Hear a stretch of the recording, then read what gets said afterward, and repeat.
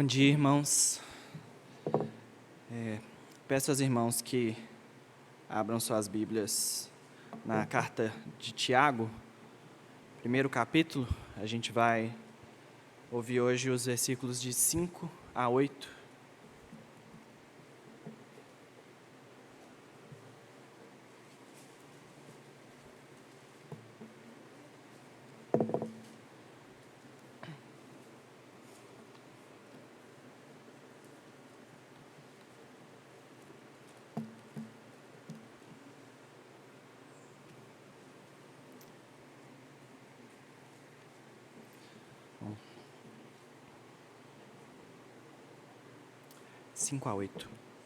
Cinco a oito, irmãos.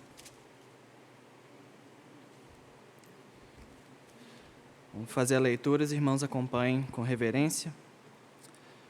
Se, porém, algum de vós necessita de sabedoria, peça a Deus, que a todos dá liberalmente e nada lhes impropera, e ser-lhe-á concedida. Peça-a, porém, com fé, em nada duvidando, pois o que duvida é semelhante à onda do mar, impelida e agitada pelo vento.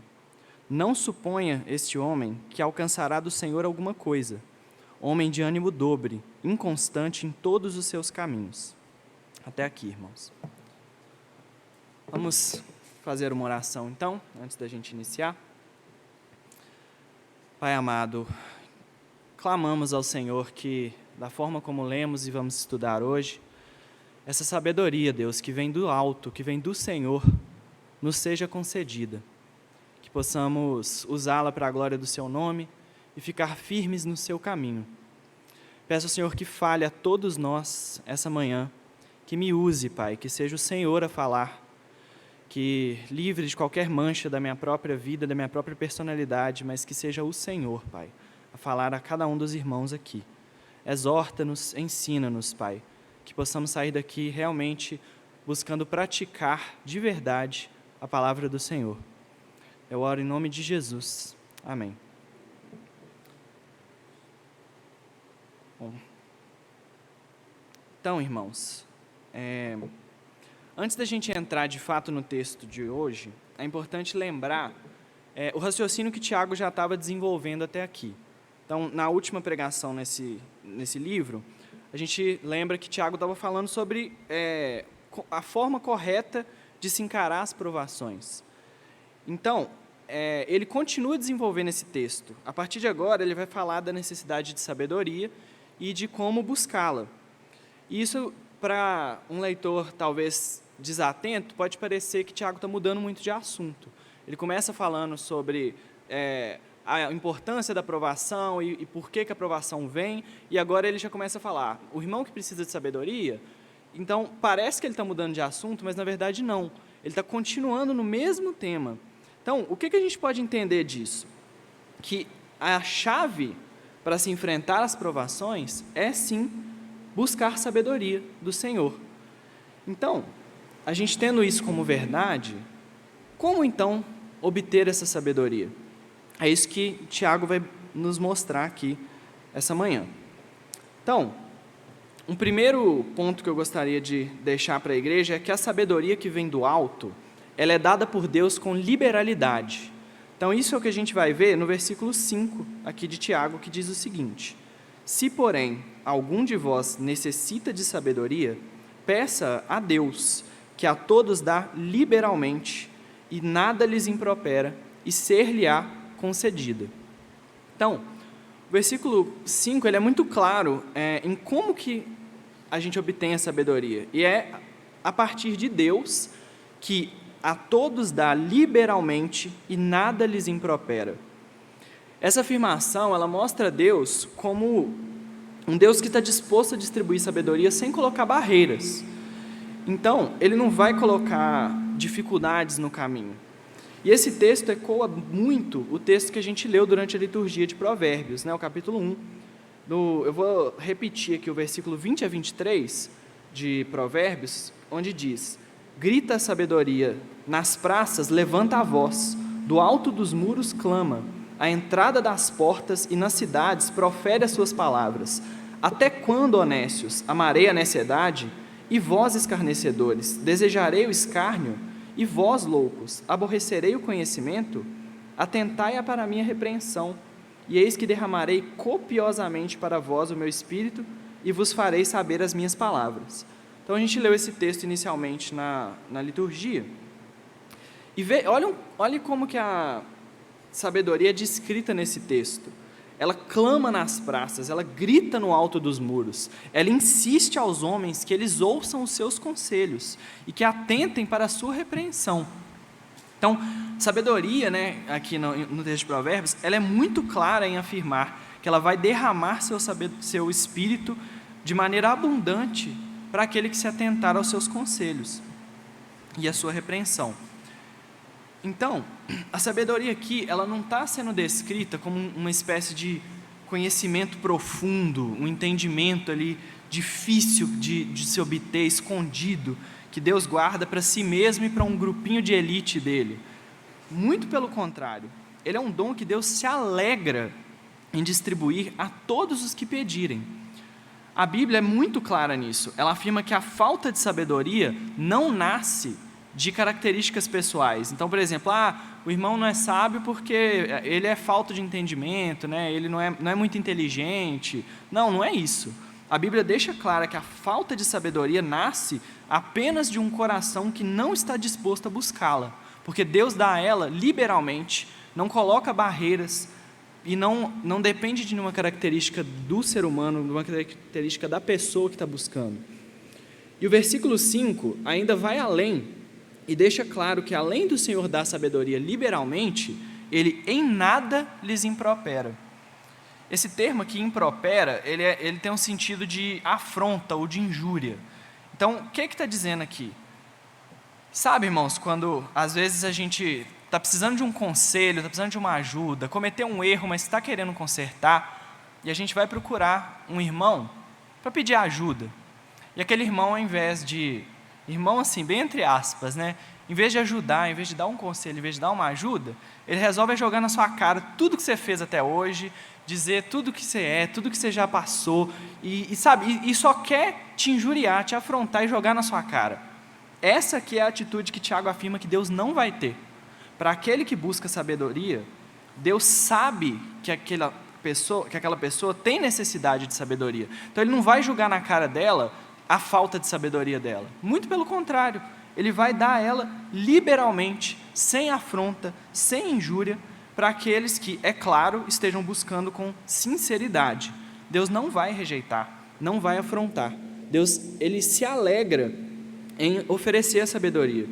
Então, relembrando, irmãos, a sabedoria que vem do alto é dada por Deus. A sabedoria que vem do alto é dada por Deus com liberalidade. Mais para frente, então, Tiago continua desenvolvendo esse texto e ele vai entrar num segundo tema, que é a sabedoria que vem do alto, ela é dada mediante a fé. Então, a sabedoria que vem do alto é dada mediante a fé. E aí, no versículo seguinte, Tiago vai dizer: peça, porém, com fé, em nada duvidando, pois o que duvida é semelhante à onda do mar, impelida e agitada pelo vento. Então, porque diante da insistência que o versículo 5 tem em dizer que Deus não coloca barreira nenhuma para distribuir a sabedoria, já nasce a pergunta: então por que existem tantos faltos de sabedoria? E Tiago, ele já se adianta a essa pergunta e dá a resposta. Por que os homens não são todos sábios? Tiago diz: porque é necessário buscar a sabedoria da maneira certa. Então, não basta o simples ato de pedir vai conceder a sabedoria, se ele não for feito da maneira certa. Isso fica bem explícito no versículo 6, Tiago dizendo que peça, porém, com fé, em nada duvidando. Isso é corroborado também pela nossa confissão de fé. A confissão de fé de Westminster, no capítulo 21, no artigo 3, ela vai dizer assim: a oração com ação de graças, sendo uma parte especial do culto religioso, é por Deus exigida de todos os homens e, para que seja aceita, deve ser feita em nome do Filho, pelo auxílio de seu Espírito, segundo a sua vontade, e isso com inteligência, reverência, humildade, fervor, fé, amor e perseverança. Se for em voz alta, deve ser proferida em uma língua conhecida dos presentes. Então, a Bíblia deixa claro que existem maneiras certas de se pedir as coisas e de se dirigir a Deus. Tiago apresenta uma delas aqui, que é a fé. A fé é necessária para que a sabedoria dada por Deus, para que a sabedoria seja dada por Deus. Então, a oração, ela é exigida que ela seja feita por um espírito firme, que clama a um Deus que ele conhece e que sabe que está ouvindo. Então, não adianta aquela oração que é feita já com dúvida no coração, nem sabendo se Deus vai responder ou não, ou feita a um Deus que talvez nem se conheça, porque não se lê a palavra. Então, a gente sabe que tem muitas pessoas que clamam a Deus diariamente, mas não conhecem ao Deus que estão clamando, clamam a um Deus que Ele próprio criou na mente. Essa oração não vai ser ouvida. Então, ela deve ser feita em completa submissão a Deus e a partir da fé na sua palavra, tomando todo o cuidado para não permitir que as dúvidas suscitadas pelas circunstâncias do dia a dia fiquem no caminho da confiança.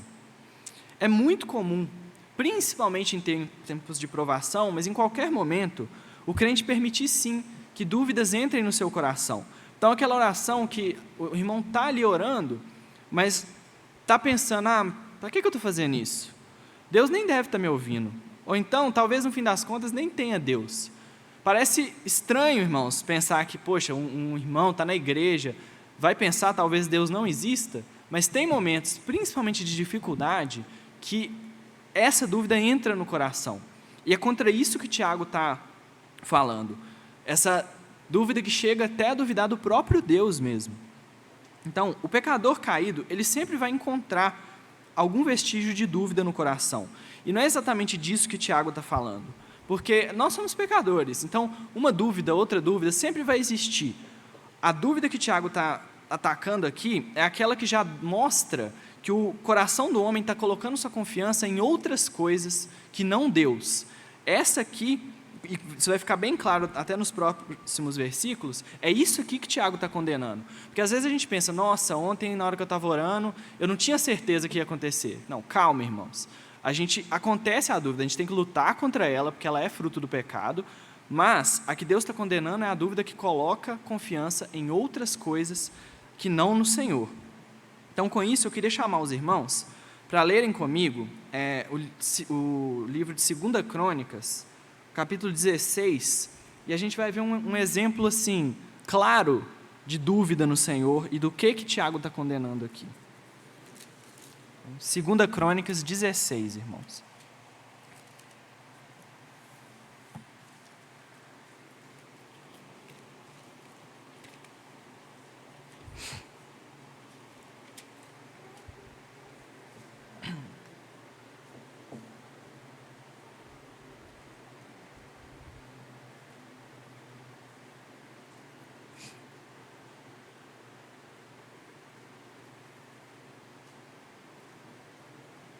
Bom, eu farei a leitura, os irmãos podem só acompanhar com reverência, por favor. No 36º ano do reinado de Asa, subiu Baasa, rei de Israel, contra Judá e edificou a Ramá, para que a ninguém fosse permitido sair de junto de Asa, rei de Judá, e nem chegar a ele. Então Asa tomou prata e ouro dos tesouros da casa do Senhor e dos tesouros da casa do rei, e enviou servos a Ben-Hadad, rei da Síria, que habitava em Damasco, dizendo: haja aliança entre mim e ti, como houve entre meu pai e teu pai. Eis que te mando prata e ouro. Vai e anula a tua aliança com Baasa, rei de Israel, para que se retire de mim. Ben-Hadad deu ouvido ao rei Asa e enviou os capitães de seus exércitos contra as cidades de Israel, e feriu Ijon, Adã, a Abel-Maim e a todas as cidades armazéns de Naftali. Ouvindo isso, Baasa deixou de edificar a Ramá e não continuou a sua obra. Então o rei Asa tomou todo o Judá, e trouxeram as pedras de Ramá e a sua madeira com que Baasa edificara, e com elas edificou Asa a Jepa e a Mispa. Naquele tempo veio Anani a Asa, rei de Judá, e lhe disse: porquanto confiaste no rei da Síria, e não confiaste no Senhor teu Deus, o exército do rei da Síria escapou das tuas mãos. Acaso não foram os etíopes e os líbios grande exército, com muitíssimos carros e cavaleiros? Porém, tendo tu confiado no Senhor, ele os entregou nas tuas mãos. Porque, quanto ao Senhor, seus olhos passam por toda a terra, para mostrar-se forte para com aqueles cujo coração é totalmente dele. Nisto procedeste loucamente, por isso, desde agora, haverá guerras contra ti. Porém, Asa se indignou contra o vidente e o lançou no cárcere, no tronco, porque se enfurecera contra ele por causa disso. Na mesma ocasião, oprimiu Asa alguns do povo. Eis que os mais atos de Asa, tanto os primeiros como os últimos, estão escritos no livro da história dos reis de Judá e de Israel. No 39º ano do seu reinado, caiu Asa doente dos pés. A sua doença era em extremo grave. Contudo, na sua enfermidade, não recorreu ao Senhor, mas confiou nos médicos. Descansou Asa com seus pais, morreu no 41º ano de seu reinado. Sepultaram-no no sepulcro que mandara abrir para si na cidade de Davi, puseram-no sobre um leito que se enchera de perfumes e de várias especiarias, preparados segundo a arte dos perfumistas. Foi muito grande a queima que lhe fizeram destas coisas. Então, é preciso lembrar, irmãos, que Asa é um rei que Crônicas dá testemunho que fez o que era bom e reto diante de Deus. Ele era um rei que a Bíblia dá testemunho que seguiu os caminhos do Senhor. Né? Dos diversos reis que se desviaram dos caminhos de Deus, Asa não foi um deles. Contudo, a gente vê que no final da vida de Asa, a gente vê essa atitude do coração dele de saber o que Deus já tinha feito. Deus já tinha livrado ele dos etíopes, que era um exército muito maior do que o exército de Baasa, mas no momento crucial, no momento mais importante ali, Asa teve que tomar uma decisão e ele nem consultou o Senhor, tanto no caso dos médicos, quando ele estava doente, quanto no caso de Baasa. Ele já foi imediatamente tirando dos tesouros, do próprio tesouro e também dos tesouros da casa de Deus, para buscar forças numa aliança. Então, Asa não estava preocupado ali em saber o que agradaria ao Senhor ou qual que era a vontade de Deus. Muito pelo contrário, ele buscou imediatamente segurança nas coisas que ele conquistou para si com seus próprios esforços. Então, primeiro, nas alianças políticas com Ben-Hadad, e depois dos médicos que ele dispunha no reino dele. Essa foi a atitude de Asa. Então, ainda que ele fosse sim um rei que fez o que era bom e reto perante Deus, a gente vê essa atitude de desconfiança no coração dele. Por quê? Ele já tinha seguranças nessa terra, ele já tinha seus próprios recursos, e ele preferiu então se firmar nesses recursos, ao invés de se firmar em Deus.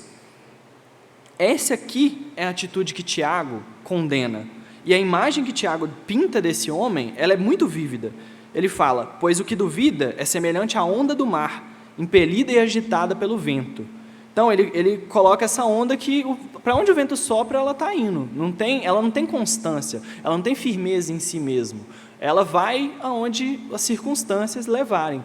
Esse é o homem como Asa foi no final da vida, e esse é o homem que Tiago está condenando, e que nós somos muitas vezes na nossa vida. Então, essa afirmação aqui de Tiago lembra muito a comparação que Cristo faz na parábola que a gente leu também na liturgia, entre a casa firmada na rocha e a casa firmada na areia. Ambas as casas estão sendo açoitadas pela tempestade da mesma maneira.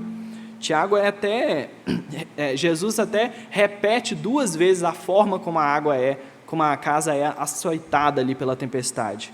Só que uma das casas fica firme, a outra das casas cai. E por quê? Porque a casa firmada na rocha é aquela que ouve os mandamentos de Cristo e os pratica. Então é aquele que está firme na palavra de Deus, é aquele que não duvida do Senhor a quem serve. Então, para Tiago, esse é o homem que duvida. Ele é o retrato de um coração inquieto, agitado, atormentado ali pelas próprias dúvidas, que é incapaz de confiar no Pai. Então, o irmão que deseja receber sabedoria de Deus, ele deve buscar na palavra essa fórmula para ser firme, da forma como Jesus ensina, então. Mateus 7:24, a gente leu: todo aquele, pois, que ouve as minhas palavras e as pratica, será comparado a um homem prudente que edificou a sua casa sobre a rocha. Esse é o segredo da firmeza na fé: ouvir a palavra de Deus e praticá-la. Esse é o homem que vai agradar a Deus, e esse é o contrário do homem que Tiago está condenando aqui. Isso leva, então, para a continuação desse raciocínio de Tiago, que também é o nosso terceiro ponto aqui, que é: a sabedoria que vem do alto, ela não é concedida ao homem de ânimo dobre. Então, Tiago, ele continua esse raciocínio nos versículos 7 e 8. Vamos voltar no texto. Tiago, então, capítulo 1, versículos 7 e 8. Não suponha esse homem que alcançará do Senhor alguma coisa. Homem de ânimo dobre, inconstante em todos os seus caminhos. E aqui eu vou citar o Augustus Nicodemos, quando ele vai afirmar sobre essa expressão que Tiago usa, homem de ânimo dobre. A tradução literal do que Tiago fala aqui não seria nem homem de ânimo dobre, seria homem de duas almas, ou homem de dois ânimos. E o que isso denota para a gente, né? Um homem de duas almas? Ele é um homem que está dividido internamente, é uma pessoa que está lutando contra si mesma o tempo todo. Então, é um homem que ele é incapaz de se firmar no Senhor, justamente porque ele tem, quase como se fosse duas pessoas ali lutando entre si. Então, ele não consegue se decidir entre a fé ou as filosofias desse mundo. Ele não sabe se firma no Senhor ou se firma nas próprias forças. É como se ele tivesse com um pé no mundo e o outro pé, um pé no mundo e outro pé em Deus. Ele não consegue ficar firme ali. Isso é o oposto do homem que constrói a sua casa sobre a rocha. Esse homem que está com os dois pés firmados na rocha é capaz de se manter firme. Mas agora, o homem de ânimo dobre, no menor sinal de problema, ele vai procurar qualquer coisa que dê alívio. Esse é que é o problema dele. Ele está firmado em duas coisas. Então, a primeira coisa que parecer que vai aliviar, é nisso ali que ele vai correr. Então, ao invés de perseverar em Deus, que às vezes permite, como a gente viu, né, na pregação anterior em Tiago, às vezes Deus permite que a gente passe pelas provações para nos ensinar, para nos provar. Esse homem não, ele não quer perseverar em Deus, ele quer o que der alívio, ele vai buscar a primeira coisa que parecer dar alívio para ele. Então, infelizmente, esse é o ato mais comum, principalmente durante os tempos de provação, para as pessoas que não são verdadeiros fiéis. O que os homens desejam é alívio imediato, e eles estão prontos a entregar seus corações a qualquer um que o prometa. Então, prometeu que vai resolver o problema, essa pessoa mergulha ali, ela não quer saber de Deus, ela não quer saber de nada, ela quer saber de alívio. Então, aqui, irmãos, vamos fazer uma pausa para reflexão. Nos momentos difíceis, onde que o seu coração tem se apoiado? Na oração, na palavra, na vida devocional, ou em livros de autoajuda, na sua condição financeira, talvez num guru desses aí de internet, um coach? Onde seu coração tem se apoiado nos momentos de dificuldade? Quando a doença bate na porta, o seu alívio é porque você tem um plano de saúde excelente? Ou é no médico dos médicos? Quando a economia vai mal, você se desespera pelo medo de perder o emprego ou confia no Deus que é dono do ouro e da prata? Em que você se baseia ao tomar as decisões do dia a dia? Nos princípios da palavra de Deus ou nos ensinos do seu youtuber preferido? Que você escuta palestras e palestras, ensinos e ensinos, livros e livros. Onde, irmãos, os seus corações estão se firmando? Qual é a primeira coisa em que você pensa para tomar uma decisão? É mesmo na palavra de Deus? Ou é em qualquer outra coisa que pareça ser sabedoria? Cuidado, irmãos, cuidado. Tiago afirma que o homem de ânimo dobre não alcançará do Senhor coisa alguma.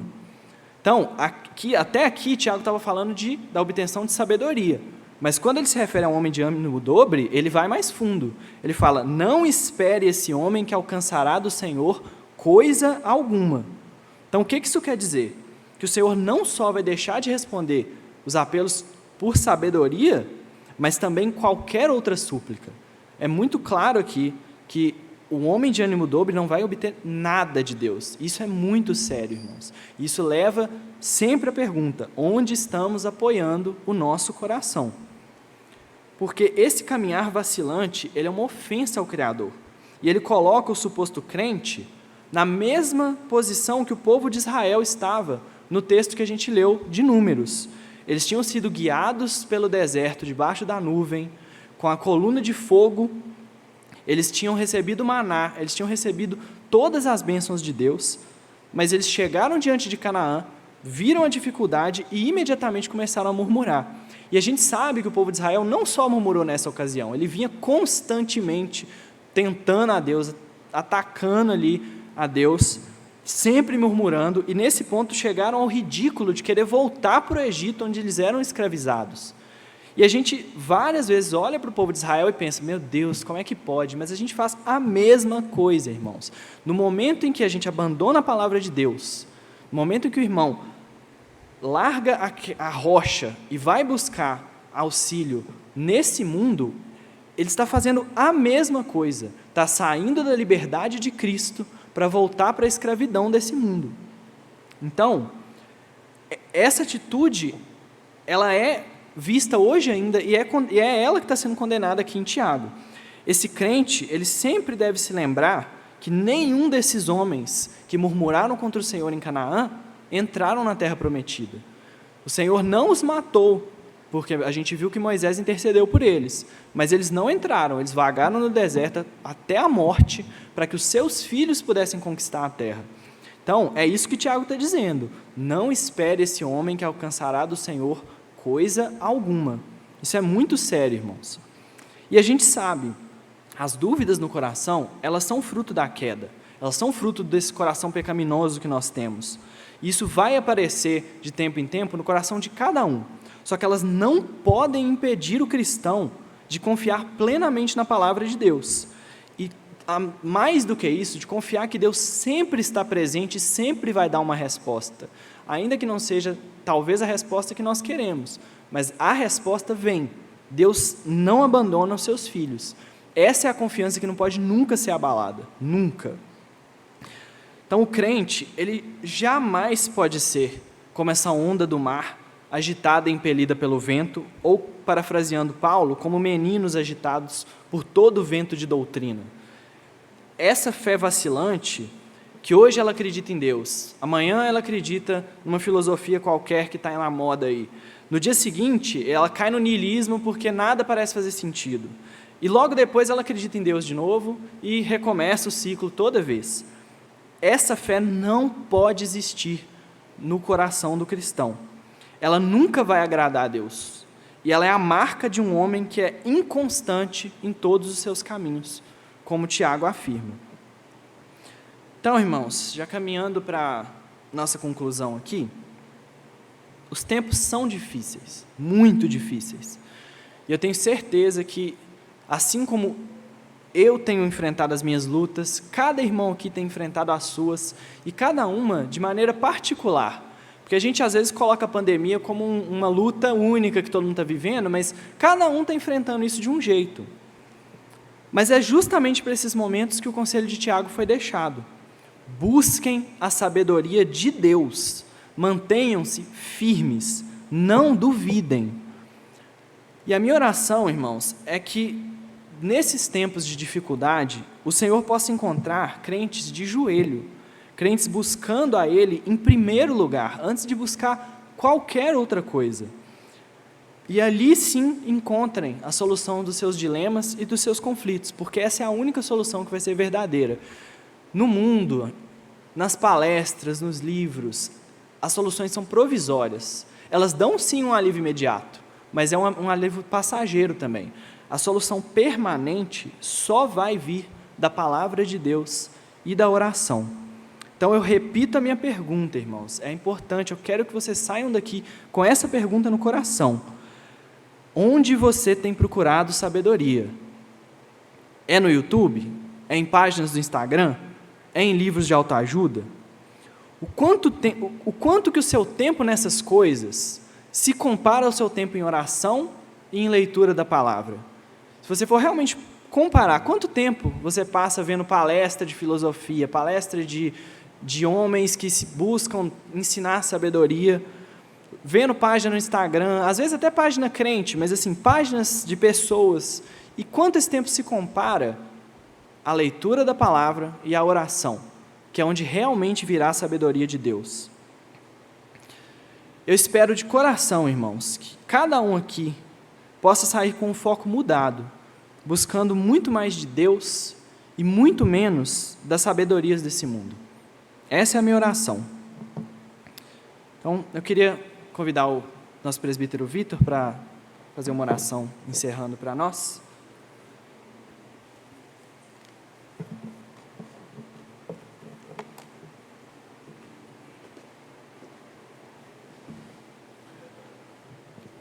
Aqueles que puderem ficar de pé, por gentileza. Bom, irmãos, que nós possamos refletir sobre essa bênção da palavra pregada, repensar em todos esses ismos que estão por aí, pragmatismo, a coisa tem que dar certo, e não é assim com Deus, né? Deus quer que nós nos agarremos a Ele, e quer também mostrar para nós que Ele é o dono de todas as coisas. Ele é que forma um médico, Ele que dá inteligência, é Ele que faz aparecer um remédio, é nele a solução eterna, a solução perfeita é da palavra de Deus. Nós vamos orar agora a oração que o Senhor nos ensinou. Vamos para as nossas casas refletindo e que Deus nos abençoe. Pai nosso que estás no céu, santificado seja o teu nome. Venha o teu reino, seja feita a tua vontade, assim na terra como no céu. O pão nosso de cada dia nos dai hoje. Perdoai as nossas dívidas, assim como nós perdoamos aos nossos devedores. Não nos deixe cair em tentação, mas nos livre do mal, pois teu é o reino, o poder e a glória para sempre. Amém.